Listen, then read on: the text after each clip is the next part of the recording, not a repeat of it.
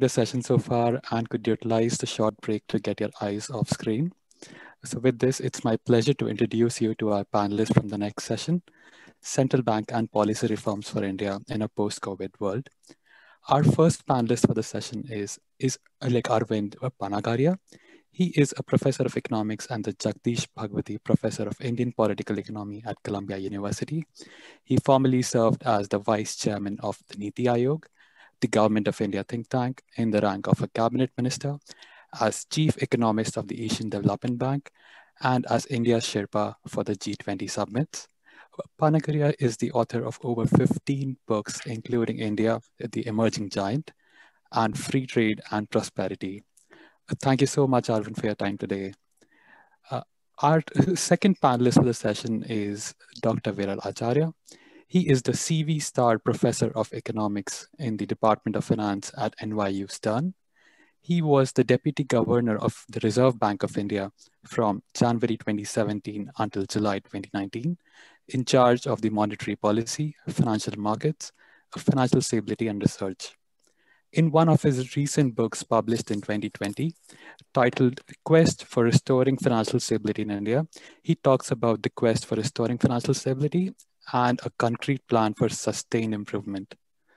Thank you so much for the time, Dr. Viral. Our panel is going to be moderated by Pravin Krishna. He is the Chung Jung Young Distinguished Professor of International Economics and Business at Johns Hopkins University.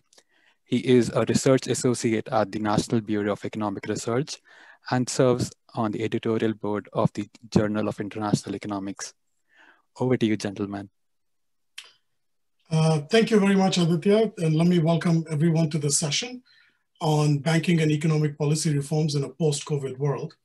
And to discuss the Indian economy in this post-COVID world, hopefully the post-COVID world, we have, as Aditya has already mentioned, two outstanding panelists, both extraordinary scholars who have spent decades, have decades of experience really studying the Indian economy, and who have both recently spent time in India serving in senior government positions. So welcome Arvind and Viral to the panel.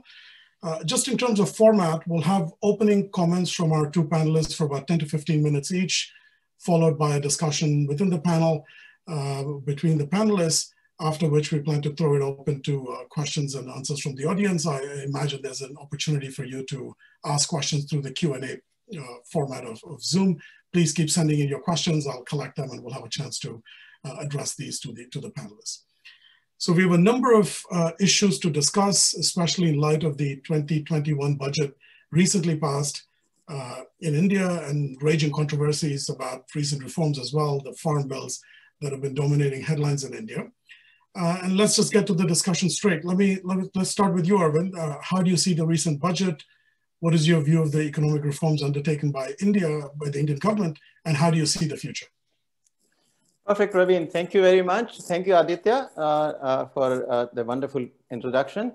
All right, so we are really having this discussion right after the presentation of 21-22 budget.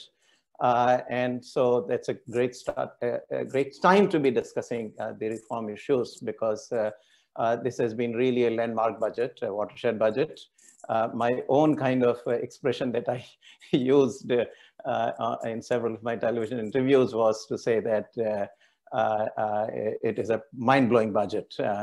Another way I characterized it was that, you know, the Prime Minister Modi that we saw campaigning in 2014 has really come into his element in this budget. And I should say really Modi 2.0 very much is what the Modi, the candidate, was in 2014. You know, and the budget really represents some continuity to Modi 2.0, because prior to the budget itself, several of these reforms have been either announced or enacted. In fact, we had the reduction in the corporate profit tax to 25% for all corporations and to only 17% for new manufacturing investments. That was a huge decision, and with the exemptions all eliminated So that is a major reform of the corporate profit tax. Then we had the enactment of the labor laws. And now, there used to be about 30, or to be exact, 29 different labor laws from the central government, which were replaced by 4 labor codes. But it was not just a replacement. A lot of the laws were also changed actually for the better. And this is something that for which the discussion had been going on since 1991 for about 30 years. And I've myself been writing on these at least for the last 20 years. Farm bills, that was another major reform enacted in September 2020. That was also something that had been in discussion. I myself had been writing for almost 20 years. Discussion started in the government in 2000 under Vajpayee, Prime Minister Vajpayee, and then we had some state level enactment of these APMC reform laws, but none of that actually went far enough to free up the Indian farmers to sell their produce to whoever they wanted to sell or wherever they wanted to sell. And so the central government enacted these 3 laws. So already I think we had some major reforms enacted prior to the budget, but now the budget actually breaks a lot of new ground. And to some degree, I would say that it sets up the agenda for the Modi government for many years to come. First and foremost, the government itself had been quite conservative on fiscal deficit and had generally traveled along a declining path of fiscal deficit for almost 6 years. It was probably the longest period over which we saw declining fiscal deficits. I had been on the conservative side myself while inside the government as well as outside. But at this point, actually, even prior to the budget, I'd been pitching very much for some loosening up, some fiscal expansion, and that the budget actually does deliver. First of all, also it reforms the way the fiscal deficit is calculated, and I'll let Professor Acharya talk a little bit more about that. But also in terms of stimulating the economy. My view had been throughout that, look, as long as people are not able to return to work, as long as households as buyers of the product or firms as buyers of their inputs are not able to go to the, wherever they have to get the inputs, there was no way that any kind of fiscal expansion through transfers and so forth could translate even into effective demand. But even if it could translate into effective demand, it could not generate supply response. So I had taken the view that the government was absolutely right in the early phase of COVID in sticking to transfers only to the extent of ensuring that everybody gets their food and shelter. But now that people are returning to shops and people are returning to workplaces, there is scope for expansion, demand kind of expansion taking place, and for that demand expansion to translate into supply response. So very good move. The fiscal deficit has been larger. It's about 6.5% now. The expenditures in the last quarter of the current fiscal year, which is January to March, as provided in the revised estimates for the budget 2021, is supposed to be twice of what it was in the same period a year ago. That is completely unprecedented, but that provides very early stimulus, provided the government is actually able to do those expenditures. And I've also called for some, areas that the government can clear rapidly, front load those areas on GSTs to the states, areas on tax refunds to the households, areas on payments in return for goods and services that have been delivered by the companies, all that. And that can really work as a good stimulus, because, these, when the payments get made, they will get spent pretty rapidly. So that's roughly what I want to say on the fiscal deficit. Foreign direct investment, the government, after the liberalization that had happened on insurance, first one, under Prime Minister Vajpayee almost 20 years ago, there had been sort of these demands for raising it to 49%, and it didn't happen. Modi government did it about a year or 2 years ago, and now it has actually genuinely kind of opened up to FDI, the insurance sector, by raising that cap on foreign investment to now 74%. That's another major one. I had also been calling for, and this is an area I think again Professor Acharya will discuss in greater detail, but some action on fixing the financial sector. And good announcements there, privatization of two public sector banks. This is truly a major path-breaking kind of step taken. Not even our industry was willing to actually go that far as to, so I was one of the few lone economists sort of pitching for privatization of public sector banks since my first book, the 2008 book, India the Emerging Giant, but much more vocally recently, just before the budget. So really glad that that announcement has been made. Asset monetization, that's another area that I've been calling for. Again, responses happened. Recapitalization of bank, again, some modest, but they have kind of complemented it with the creation of an asset reconstruction company. And again, that's an area Professor Acharya will cover in greater detail, so I'll not say much about that. Now, last subject that I want to mention, which is very, very important and a major area of reform is, well, and then I'll conclude with one another subject actually, where I have disagreements. Now, the one where big announcement has happened is the policy for public sector enterprises. I have sort of compared this policy really to the 1991 industrial policy, although the purposes of the two policies are very different. But since 1991, in terms of industrial policy, really, this is really the major breakthrough policy. What the government has said is that except for in certain strategic areas, the government will exit from manufacturing activity. This is a major thing. And initially the announcement had been previously made, and I was quite skeptical actually, because my view was that perhaps the government will come in and say, and list umpteen number of sectors as strategic sectors, and hardly any exit would take place. But not so. Actually, the list is very short. Atomic energy, space and defense, that's one category. Transport and communications, that's another category. Power, petroleum, energy mainly, that's a third category. And banking, insurance, and financial services is a fourth category. So things like textiles, things like steel, any of the other manufacturing activities not covered, and this hardly covers, other than perhaps defense. It hardly covers anything that's manufacturing. So the scope for exit of the government from manufacturing activities is enormous under the policy. And indeed, that is going to be truly path-breaking. I've actually called, because, this is going to be a very long-term project. It's not going to happen overnight. And therefore, the government needs for focused action.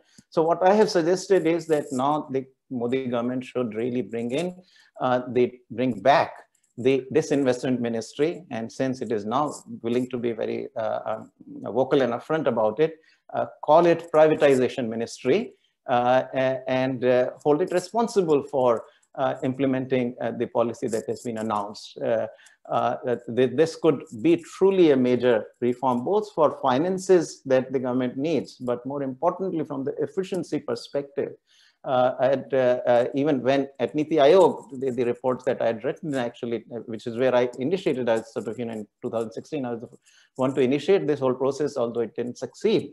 But first set of a list that was eventually approved by the cabinet in 2016 itself for privatization was sent by the NITI Aayog during my tenure there. And since then, action has not happened. And so I think, one needs a different instrumentality, but it could really make a major difference to the efficiency of the economy. Last subject on which I'll touch in 1 minute is trade. That, of course, is my bread and butter field, both from policy as well as research perspective.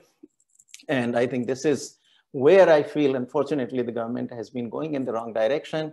The protection is being, stealthily, but it's creeping up. I shouldn't say, sometimes people go too far drawing analogies with the 1970s and 80s. That's not really where we are today. Indian economy still remains quite open. And particularly in the foreign investment, it is the opening up process has continued. There is no licensing, import licensing or anything. Tariffs are also relatively low. Nevertheless, the fact that the tariffs are creeping up and they have steadily done so since I would say probably December 2017, this is a little bit of disconcerting area. Because I know of no country, no developing country that has undergone a major economic transformation within 3 to 4 decades without conquering the global markets. Now, whereas the talk is there of, that we want to be global and we want to hook up to the supply chains and so forth, unless we also liberalize, unless, not only reverse this process, but actually go much further towards liberalization, bringing the tariffs down. A lot of compression needs to be done, bring them down to 7–8% overall. Without that, we cannot really hook up to global supply chains. There is this sort of obsession in India and many other countries, with value added and all. And so you want to really, in each product want a lot of domestic value added. But you can produce one aeroplane, all of it domestically. But if you're not cost effective and you cannot really scale up the production of those aeroplanes, it's not going to go very far. So value added in any single unit may be small, but if you really multiply that particular part of the value added on a massive scale and capture large part of the global market, and specialize in the particular activity of that particular product in which you have the cost advantage, that goes a lot farther than increasing the value added in the product. That's not the way. It's really ultimately what is the total value added that you are adding. That's what ultimately counts for growth. And whether you do it by adding value to to a particular unit of a single product, or you do it, spread out across different products, but on a scale-up basis, that's what matters.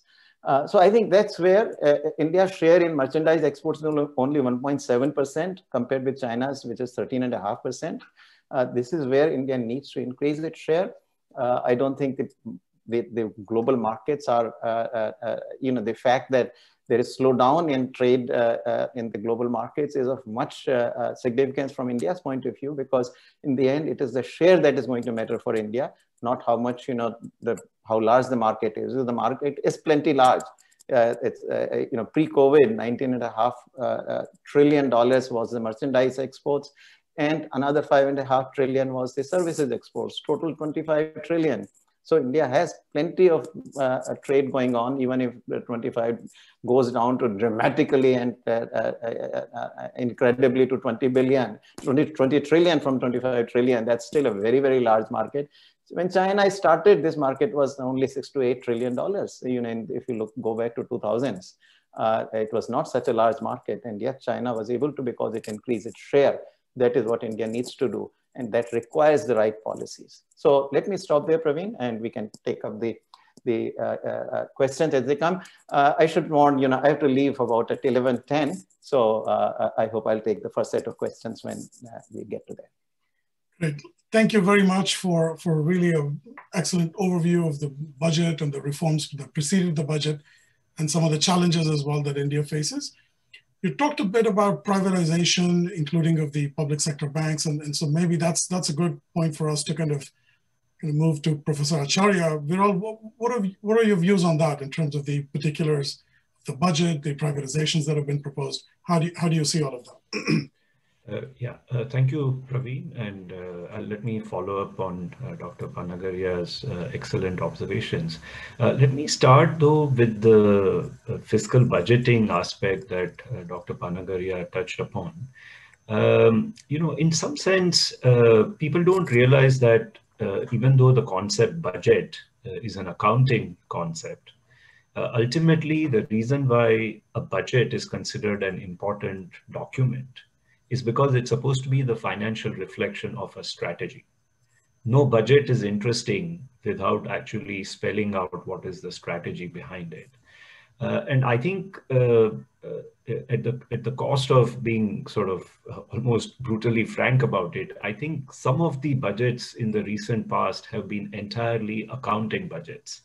They have been more about, how I can make the numbers look good, rather than actually laying out what is the underlying strategy or the direction of the government for the economy. So I think I tend to agree with Dr. Panagaria that I think this budget represents an important change in direction.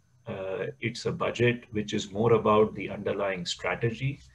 It brings to the table a way of thinking about the economy, which is in the direction of greater private sector presence, both in the financial sector as well as in the non-strategic sectors, as Dr. Panagaria explained.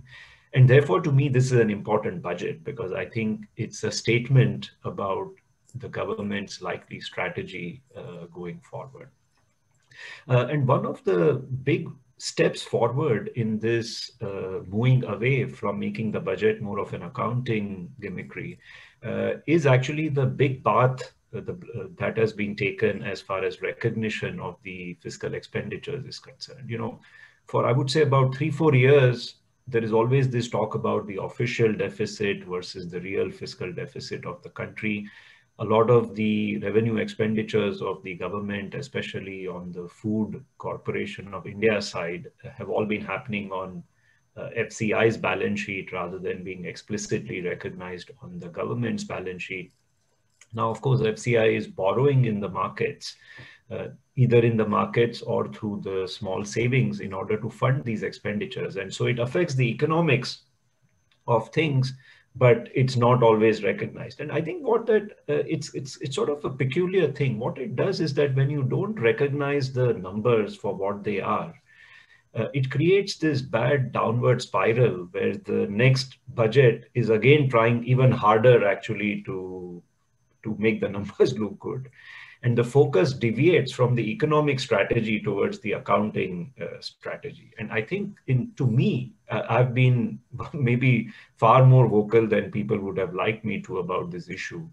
But to me, this is a very, very important step forward. I think coming out clean on what India's consolidated central government fiscal deficit is, moving the off-balance sheet expenditures on balance sheet, it's a statement that, we mean business. We are acknowledging whatever these numbers are. We don't want people to be in a cloud of uncertainty about these numbers because that can increase the risk premium for the country actually in the borrowing, because if the accounting is not clean, you don't know what numbers are we talking about, and then the strategy becomes quite unclear. So I would say this is an excellent development in this budget. Coming to the financial sector, I think again here I would say there's a big departure from the prior budgets.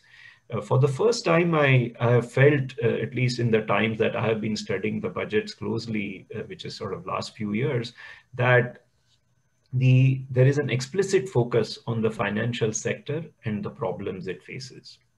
It's no longer about simply kicking the can down the road in one way or the other. So I think the two critical steps, I would say three maybe perhaps. One is the announcement that 2 public sector banks will be considered for privatization. Second, that a bad bank, an asset restructuring company, will be set up in order to clean up some of the legacy stock that remains unaddressed of non-performing assets. And third, I think a lot of people have been talking about how is India going to find the financing for infrastructure, etc. And a step has been put in place for creating a development finance institution, a DFI, to support some of these expenditures. So let me talk about each of these in some detail. As far as the privatization of public sector banks is concerned, I think, as Dr. Panagaria said, it is not a new idea. I think most economists who are not wedded to the idea of public sector ownership just because, you know, India is a poor country, it needs to develop, therefore we must have public sector institutions. But if you look objectively at the end delivery of these public sector institutions in reaching the last mile, in improving their outcomes, and at what cost to the fiscal exchequer, then you would recognize that the public sector banking institution has actually failed the country. It's been 50 years since they were set up. I think they were set up for a political reason, and therefore they didn't achieve the right economic outcomes in the end. And then it has become a sort of a constituency in itself that every now and then sometimes works for itself, sometimes works for short-term objectives of the government in place, etc. And so to actually acknowledge that this model needs revisiting and that we need to at least start with privatizing some of the public sector banks is, I think, a very big step forward in thinking about how to resolve the financial sector underperformance in India. Now, which banks will this be? Will this be, some analysts are saying it should be Bank of Baroda and perhaps Punjab National Bank because they are the relatively large banks that have a greater, I would say, franchise in the country that could be developed very well in the private sector with efficiency of management, incentives, processes, risk management, etc. Some people are saying no, perhaps the first transformation should be done with a smaller bank because it might be easier to actually deal with. Or it might be a combination of the two. Whichever way one looks at it, I think two things are clear. It can't be a bank that is in such bad shape that there will be no private sector interest in it at all. I think it has to be a relatively healthy bank. And second, I think the same big bath that the fiscal accounting has undertaken, I would recommend that such a big bath should be undertaken on the balance sheet of the public sector banks being considered for privatization before they are put up for privatization, because you don't want the bidding actually to suffer from a huge risk premium because of lack of transparency about what is the exact stock of bad loans, in what sectors they are, how much slippages are likely to happen, and so on. But again, as like Dr. Panagaria, as someone who has voted for this in one's writings on an ongoing basis, I'm enthused with this idea, and I hope that it reaches its natural sort of state of completion. Second, on the bad bank, this is an idea that keeps coming up in dealing with the financial sector bad loans. What is the inherent problem? The inherent problem is the following, which is that if bad loans remain on the balance sheets of public sector banks, and if they are never acknowledged for their true economic value, then they become a sort of an overhang, which is that you don't know how much more economic loss is likely to come on these loans. It makes the management risk averse. It makes the management devote a very large part of attention to dealing with the legacy loans rather than focusing on their intermediation franchise and creating credit going forward. And once again, to use the same term, risk premium, it creates a constant uncertainty in minds of investors, analysts, as to what is the prospect of this bank. Will it be able to grow? Does it have enough balance sheet capacity to participate in wherever the growth engine of India is at the present moment? So I think the idea is to do sort of like a surgical correction and take out these bad loans into another entity, which can then be given the task of resolving the non-performing assets. So in particular, if there are corporate assets that are moving to the bad bank, then now it will be the bad bank that would actually participate in the insolvency and bankruptcy code resolution. Now, of course, the devil is in the details here. The first proposals that seem to be coming out, in my view, don't seem right. One proposal that is out there is that the public sector banks will themselves invest in the equity of these bad banks, but that the loans will be transferred from the public sector banks to this bad bank at par value. Now, I wasn't actually convinced about what was the point of doing this. Because if you transfer the loans at par value, then essentially all the loss is being transferred to the bad bank. Essentially, you are saying, I don't need to recapitalize the public sector bank. So public sector banks are basically saying, listen, I need to be made whole on the assets that I transfer. And therefore, effectively, it's a way of recapitalizing them. But the government has said very clearly that they are not planning to inject funds into the ARC, that the funds into the ARC have to come from either the banks themselves and partly from the private sector. Now, why would the private sector invest in an entity which has basically bought assets at par value, which are in default and are not therefore at par value? So I think the fundamental starting point that is being proposed is not right in my view. In fact, a big part of the bad bank solution is often that it is going to lead to the right discovery of what is the value of these loans. For that, you need active bidding in these assets. For that, you need an asset manager in charge of the bad bank that has some expertise in how to sell these assets, either as portfolios or as individual securities, depending upon which is the best way to actually prepare a packet of securities for the markets. And so my own preference would be if actually incentives are created for the private sector to actually step into the ARC. I think the ARC ownership, in my view, should not be with the banks. The ARC ownership should be actually left in the private sector. Typically for resolution, what happens in other parts of the world, you have high yield investors, private equity companies, vulture funds. These are the folks who can bring capital, they can lever it up, they can be aggressive in the resolution of the assets. And you don't want, I think, the whole idea of separating is that the bank problems should not carry over to the bad bank.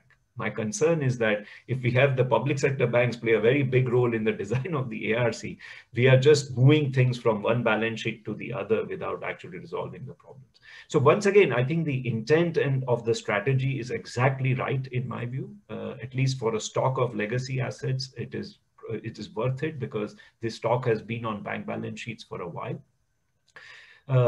There is likely to be losses that have not yet been recognized because of one-time debt restructuring and moratoria linked to COVID.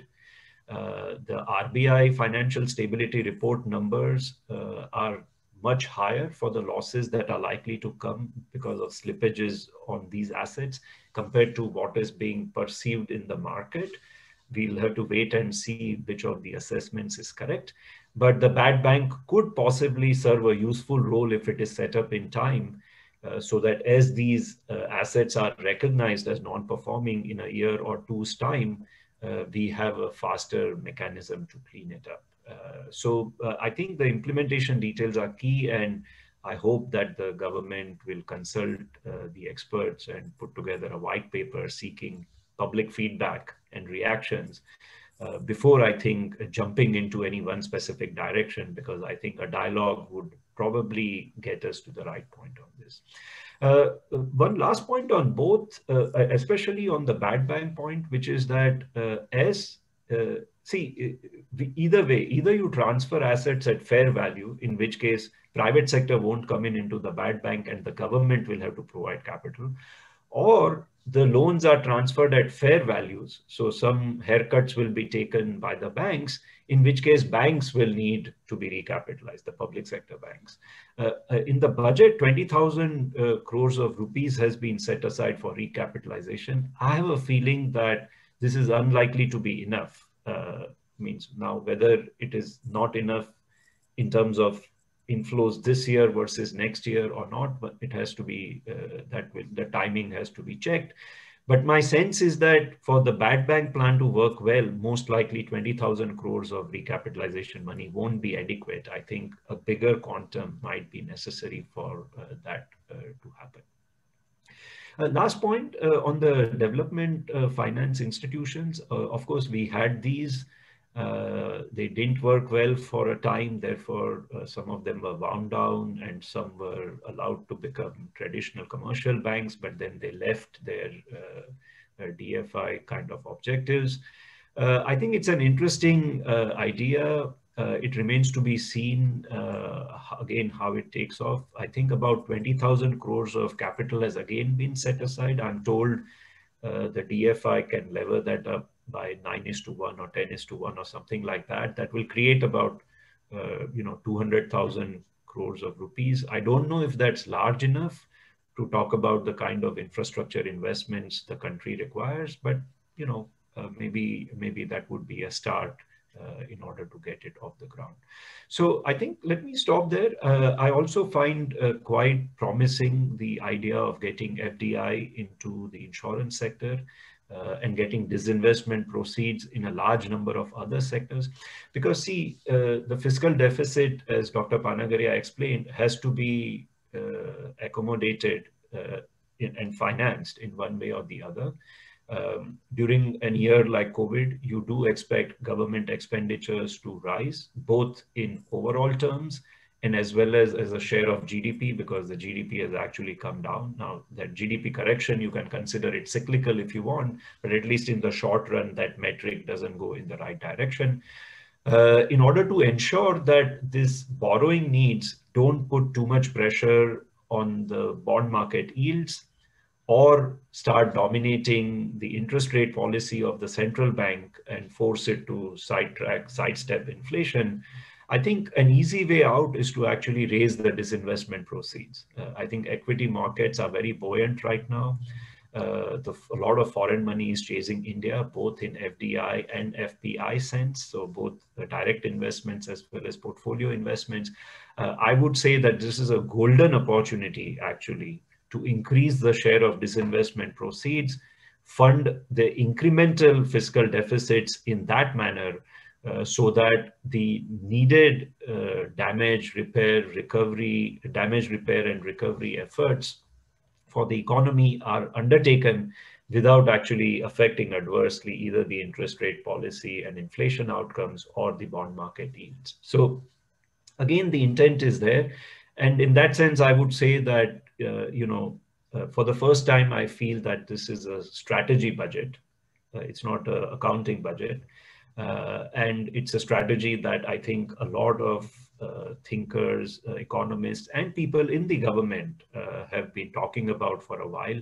Perhaps COVID simply created a situation where it became imperative that we get over whatever inertia or switching costs had to be incurred to switch direction.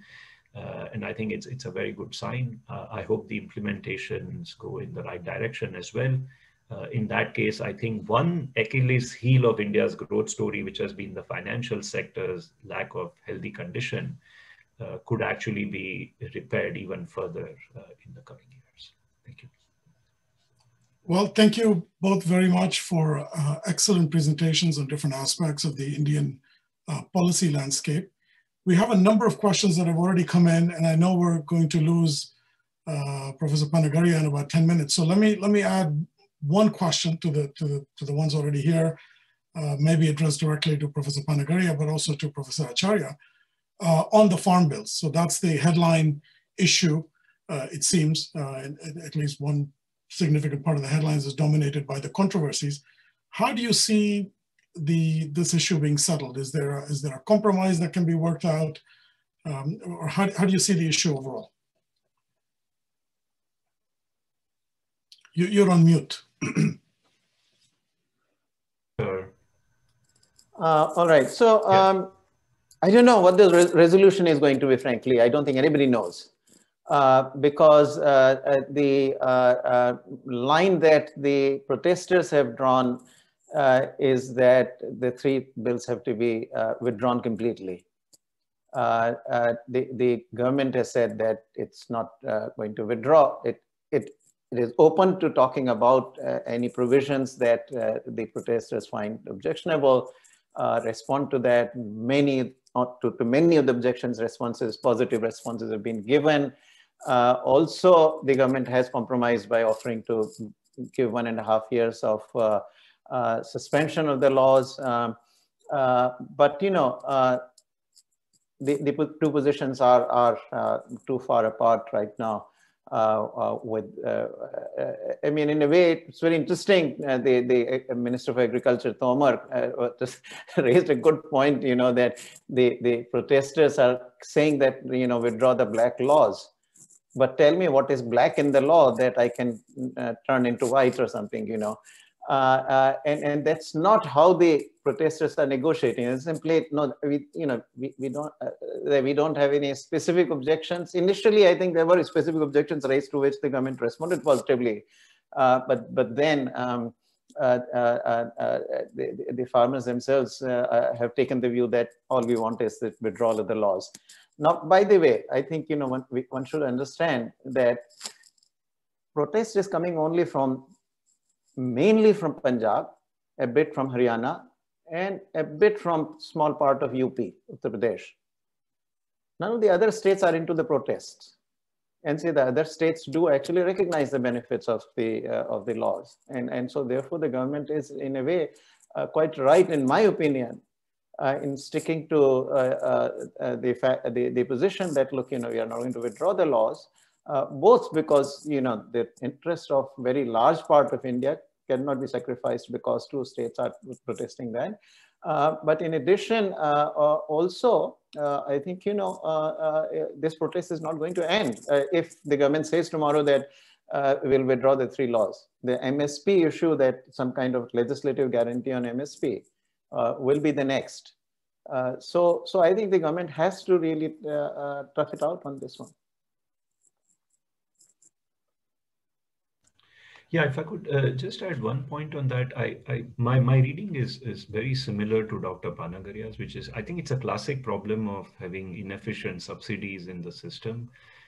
It becomes very hard to wean the system of these subsidies once they are in place, because whoever is the beneficiary of the subsidy becomes a powerful interest group or a lobbying constituency. And I think this is exactly what you are seeing.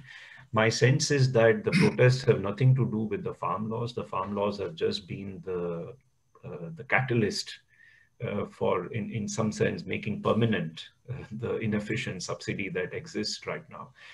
In fact, when I was in India, I had gone twice to Amritsar, for some work retreats, etc. And I was talking to all the staff that was around about the farming situation in Punjab and various other difficult situations Punjab is in. And one of the points that I had learned there was that a lot of the benefits of the minimum support price, which is the price at which the government procures food grains, mostly rice and wheat, from, again, largely Punjab and Haryana being the 2 largest states. The transfer of grains happens from relatively large farmers and wholesalers. The retail farmer, the small farmer, actually doesn't benefit that much, because he delivers his produce to these large farmers or the wholesalers or the aggregators. I think they are called Arthiyas in India, and they are the ones who actually deliver the food grains to the government, the Food Corporation of India. So the difficulty right now is that we have the subsidy in place, and it is actually not reaching the last mile, the small farmer for whom this was actually meant to be designed. And so I think it's a difficult situation. I think it's a subsidy that doesn't necessarily seem to be reaching and doing its job. And it's creating this perverse cycles of, I would say, food inflation in part, but there is also this issue of, why is Punjab growing so much rice? The water levels in Punjab are actually getting depleted very, very quickly. And it's partly because they can grow the rice regardless of whether there's demand in the economy or not, and just turn it over to the aggregator, who in turn turns it over to the Food Corporation of India. So I think there is also a general equilibrium inefficiency of what is actually getting planted in what states relative to what they should be doing, which I think cannot be ignored even by the state itself, because they are actually depleting their water reservoirs levels at a very, very fast pace. Because, paddy requires a lot of water for irrigation and growth compared to wheat, which used to be the traditional crop of Punjab. So I think this is a very complex issue. I think it would be good to separate the MSP issue from the farm laws, because I think the two are somewhat different in my view. There are some proposals on the table that certain states can adopt the laws if they want and need not adopt the laws if they want. I don't know if that's a temporary way of actually at least going ahead and not preventing the other states from actually moving on with the farm laws if they want to adopt it. Sometimes when laws get adopted, the states have to ultimately create a race to the top, because other states will start improving the welfare of their farmers. Because once the farmers can actually provide their produce directly in markets rather than to these aggregators, their ability to get better prices will improve, their net worth will improve, their incomes will improve. And if farmers in certain states are doing better than in other states, maybe there will be some reconsideration for accepting the farm laws. But a very, very complex situation. It highlights how hard it is to break through inefficient subsidies once they have been in place for a long period of time. Excellent, thank you. Let me turn now to the questions that we have from the audience, and then pick the couple that Professor Panagaria might want to address before he leaves us. One question has to do with the point that you've already kind of discussed a bit about the export orientation of the growth strategy. And the question is this the only way for India to get rich, or can we do so by becoming a consumption-oriented economy? So that's question one. And a separate question about privatization, and specifically, how is privatization good for a country like India, where out of 1.3 billion, 800 million or so are considered poor? If everything is privatized, who will look after the poor? Private companies are driven by profits, etc. And how can they help the poor? So consumption economy and benefits of privatization. Maybe you want to go first, and then we'll have Professor Acharya address these as well later. Okay, so I'll quickly answer these since I do have to leave. On privatization, it's not the public sector companies that are helping India's poor. It is precisely the growth in the private sector that has happened since 1991 reforms, particularly since 2003-04. During, in the 17 years that followed, starting from 2003-04, India has grown 7.4% every year on average. So people don't realize this is the, for a democracy, that's the fastest growth any country has ever shown. And that is what generates revenues for the government, which they can then transfer to the poor. That is how we finance the NREGA. That is how we finance the PM Kisan transfers. It's not the public sector company revenues that are doing this. So I think the question is confusing the role of transfers versus somehow that, that keeping the companies in the public sector generate some benefits for the poor. Not at all.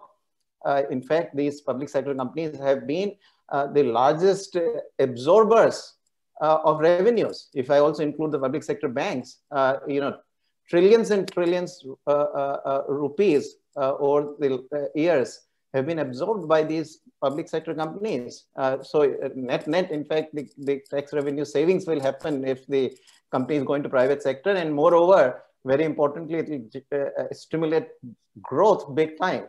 The returns in the public sector are not even 1/3 of the returns that are generated by private sector companies. This information is public. You can, everybody can look up what are the returns on public sector companies, what are the returns on private sector companies. And a lot of the public sector companies were, whatever, a few number that had been privatized by Prime Minister Vajpayee in the year 2001 and 2, today are doing far better actually than the companies that were not privatized.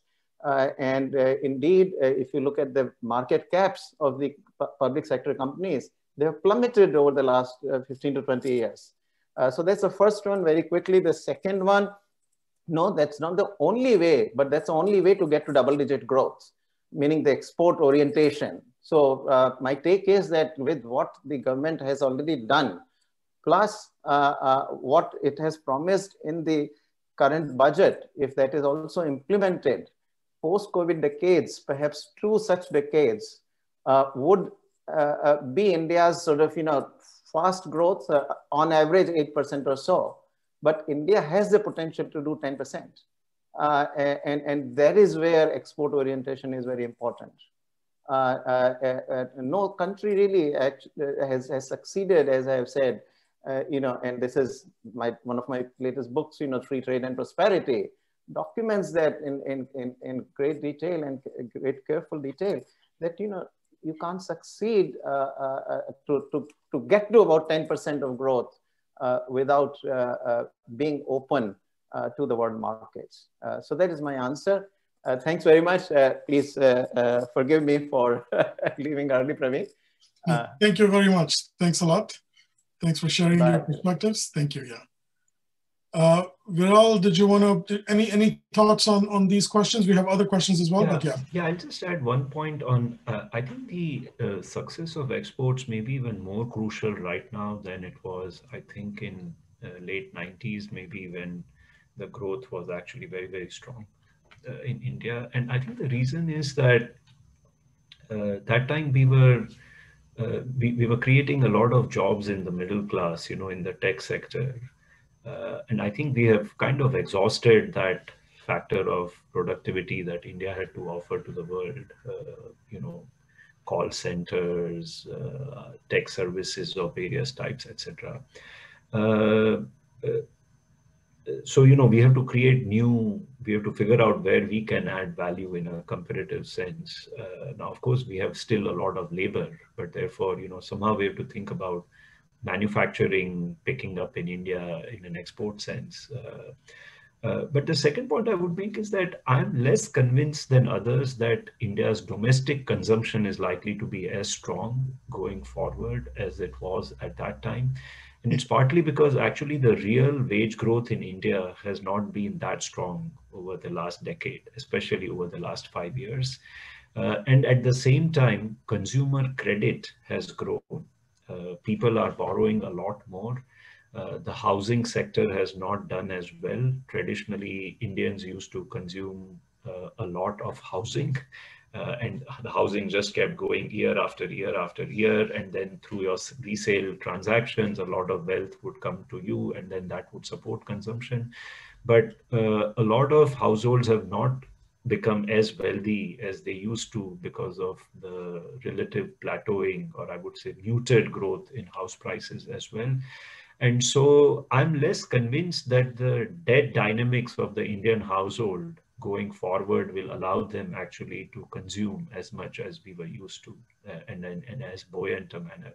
In fact, even during the debt moratoria of the COVID phase, a lot of the postponed interests have been converted for the households into new principals. So, the missed interest payments have been converted into term loans. So now they have a bigger balloon payment at maturity. And in some cases, there's even an extension of maturity. But all that is a sign that, the retail household lending is witnessing stress. There is a pickup in delinquencies there, in fact. The job situation is not as strong. The stock market performance is actually masking what the true job situation on the ground in India is. And so I'm worried that simply relying on consumption engine at a time when the Indian households have not experienced as much wealth gains and in fact have become more indebted than they were in the past is not going to work actually. I think we have to look outward. And I think for that, I agree with Dr. Panagaria fully that I think we need one reversal of strategy and direction, which was not a part of this budget, which is on moving away from increasing tariffs to actually reducing tariffs, allowing Indian manufacturers to import components cheaply without the tariffs being levied on top, and then adding value and capturing a bigger share of the market rather than actually, in a way, trying to protect these industries internally. I don't think that's going to work very well. That's excellent.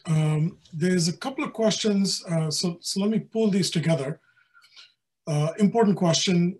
Do you think the Indian economy now in this kind of COVID context is constrained by demand side factors or supply side factors? And in a sense, a follow on to that question from another audience member is, does the RBI have room to stimulate the economy through increasing liquidity or interest rate easing? And how worried are we about inflation? And in a way, this is related to this question of where you see the constraints in the economy coming from. So yes. Yeah, my sense is that overall, it seems that the supply side constraints domestically seem to have eased quite substantially, in the sense that manufacturing actually has come back up much faster than everyone expected since the health curve stabilized in India post mid-September. There are, though, I would say, global supply constraints that are actually quite binding right now. There is a huge shortage of shipping containers the world over, for example. That's leading to a certain amount of inflation in goods that are being traded the world over. I'm sure it will affect India as well. And as we discussed, because of our higher tariffs on top of that, that would make the imports even more expensive. And so I would say there are supply side factors affecting the economy and the inflation. My concern overall is that the demand side needs to be looked into as well, which is that I don't think, as of now, I'm not convinced that the Indian household balance sheet is doing okay. They have benefited from postponement of interest payments. A lot of money has been flowing into various kinds of risk assets in India. Of course, some money is coming from outside as well. But I'm a bit concerned about whether these postponement of payments is going to lead to a chasing of yields in the stock markets, etc. It looks a little bit like margin finance, even though the two transactions are not connected. I postpone your debt and move it to like future dates, and now you have suddenly a lot of savings. You have nowhere to go, and you say, I'm going to go for the riskiest assets. I think to an extent this is happening in the United States as well. And I think this explains why there is so much retail money that has really flown into the US stock markets of late, with all kinds of consequences that we have been seeing. So I guess what I'm trying to say is that I think the economy seems a bit uneven right now. I think the supply side has rebounded very, very strongly, at least in terms of large corporates. But I think the large corporates have partly been able to do it because they have been a bit ruthless in terms of wage costs, relieving staff, etc. But ultimately, that's going to affect the demand side of the economy because that's the income that's transferred to the labor force. And we know through the data from Center of Monitoring Indian Economy that employment numbers are actually not as great compared to pre-COVID. So I think it's a situation that requires that both things work together. One way out, at the cost of repetition, would be to ensure that whatever global trade is happening, we can be a bigger share of it, because then the supply side would benefit from the exports aspect of the trade. Now, coming to the central bank and the ability on inflation, I would say the central bank has done a lot. I think over the last 2 years, it has essentially been in an ultra accommodative phase even prior to COVID. The economy was in surplus liquidity even prior to COVID. But the last 12 months have also coincided with inflation prints that have been above the target inflation of 4%. It's been above above, even now with inflation easing, we are still talking about above 4% prints of inflation. So my sense is that if the central bank stays on course to achieve and target inflation, I don't think there is much more room for additional absorption. The economy is still in very surplus liquidity capacity. The central bank continues to direct the liquidity towards specific sectors. Just today, it has announced that some of the unconventional liquidity it's providing can now be tapped into by non-banks as well. But I think I would say it's kind of reaching its limits by and large. I think, oil prices are on a tear in India. I believe the price of petrol in Delhi is close to 87 rupees. Oh, wow. And so, that's partly because with the vaccinations, with the pickup in economic activity globally, Brent crude is now close to $60 per barrel. And if vaccinations take hold and the pent-up demand recovers, it's possible that the OPEC suppliers may not adjust supply right away, and maybe they will benefit from a price rise given that they've suffered so heavily of late. So I would say I'm a bit wary of how the fiscal deficits are going to be financed, and therefore my view is that we need to take advantage of the benign global liquidity conditions in terms of encouraging FDI flows. I think we need to get as much disinvestments done and attract foreign capital interest coming in as well. And therefore FDI relaxations in insurance was a very good move in my assessment. And secondly, I would say we can benefit from exports so that we allow the aggregate demand in the domestic economy to pick up in the way. Because I think if you try to stimulate the aggregate demand through further fiscal or monetary stimulus, the risk is that if that is done too quickly, then you would not have allowed inflation to subside. And then you run the risk of inflation actually running away and generalizing further. So I think that's my view on these issues. I'm not sure if we've run out of time. There's just one question I'll throw to you. Maybe you have a very quick answer and the organizers can tell me if we're out of time. But the question is a fairly broad one, which is that economies are built by institutions, and how well do you think institutions in India are designed to support growth, et cetera? And would love your thoughts in particular on the central bank and the judiciary. So yeah. I don't know if you have a quick response to that you'd like to give. Yeah, I think over long periods of time, it has always been my assessment of literature in economics and economic history that it is in the end about institutions. It is about the rule of law. It is about being able to enforce contracts. It is about independence of certain kinds of institutions such as the election commission, the judiciary, the central bank, from the ruling government at any given point of time. This is not to say that there aren't counter-examples at any point of time. There's always some set of policies that has clicked here and there. So I'm talking about over long stretches of time, which countries survive and do well. I think I would say overall we seem to take some steps forward and some steps back at the same time on this front.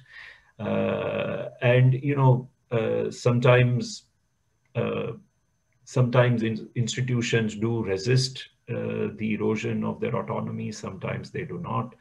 But just because they do not doesn't mean that institutions are independent or are being allowed to do what they want to do at a given point of time. So I think we do need to score better, not just in a scoring sense, but actually in an implementation sense. Because I think that's in the end the real foundations of growth.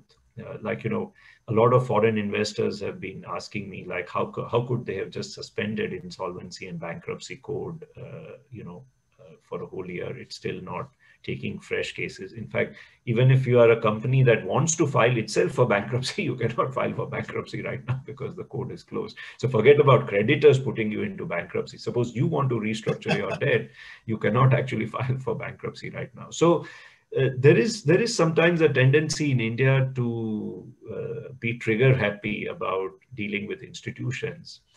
And I think that temptation needs to be resisted in the interest of credibility of whatever long-run growth strategy and trajectory is. Excellent. Well, thank you very much. I think that brings us to the end of the session. Let me thank you, Professor Acharya and Professor Panagaria in his absence, for two really outstanding presentations. And each time I hear either of you speak, I walk away with a tremendous amount of knowledge and an increment in terms of my understanding of India. And I'm sure the audience has felt the same. So with that, let me hand it back to the organizers. Thank you for inviting our participation. Thanks again, Professor Acharya and Professor Panagaria. Thank you so much, Pravin. Thank you, Aditya and Akshay, for the opportunity. So like, it was an absolute pleasure to have you all at the Columbia University, Columbia Business School India Business Conference. I think your perspectives on central bank and policy reforms for India have been extremely informative and have educated the audience on what to expect in the post-COVID India. I